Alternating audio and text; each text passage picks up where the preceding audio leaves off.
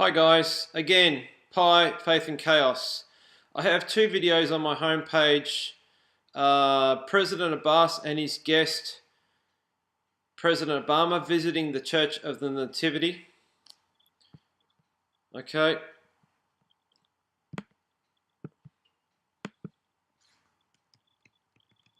And Pope Francis in Israel the first day. I suggest you go and watch those videos. Obama stood in the Church of the Nativity on the 22nd of March 2013.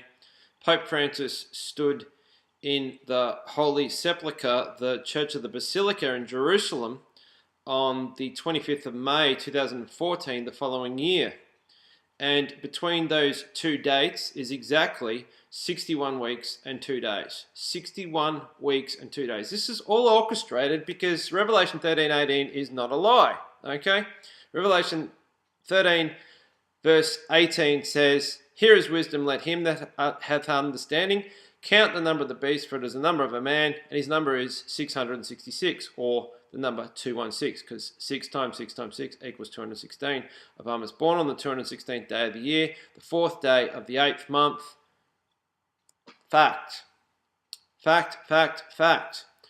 So, between Obama arriving and fulfilling prophecy, Daniel 9:27, Daniel 12:11, Daniel 12:12, by going to the Church of the Nativity on the 1260th day, as according to Daniel 9:27, the 1260th day, 3.5 year, 42-month date.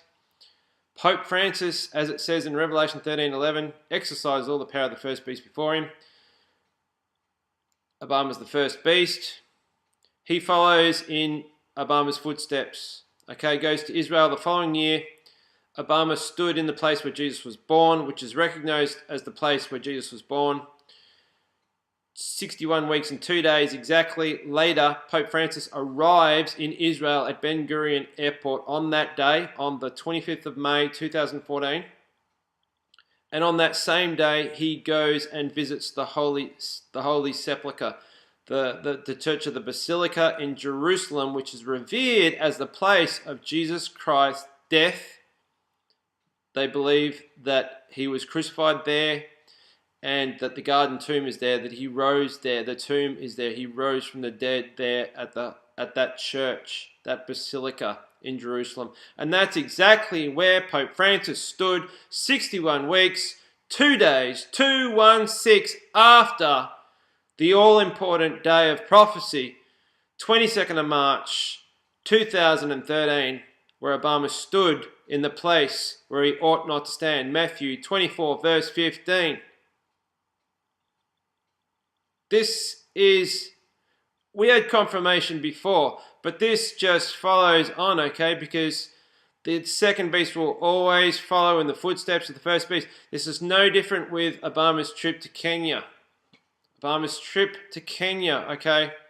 Pope Francis followed in the footsteps of Obama and went to Kenya, Nairobi as well. And after 666 days of closure of the Kenya Westgate Mall, Pope Francis, where the massacre occurred, 666 days it was closed till its official reopening.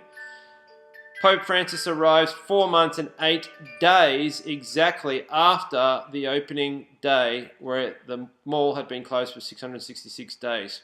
Right.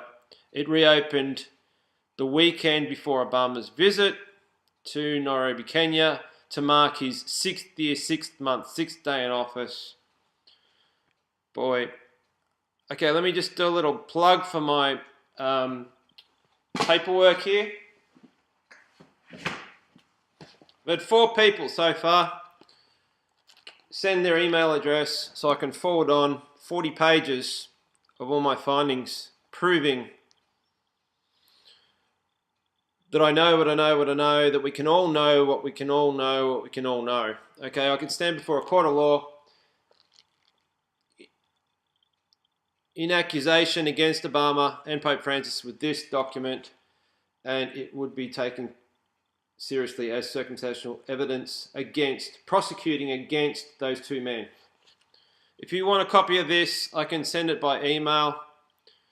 I have 460 plus subscribers and 3 people so far have sent me their email. I don't know what gives. I'm done trying, really. Anyway, for those of you that get my work and understand it, thanks for listening.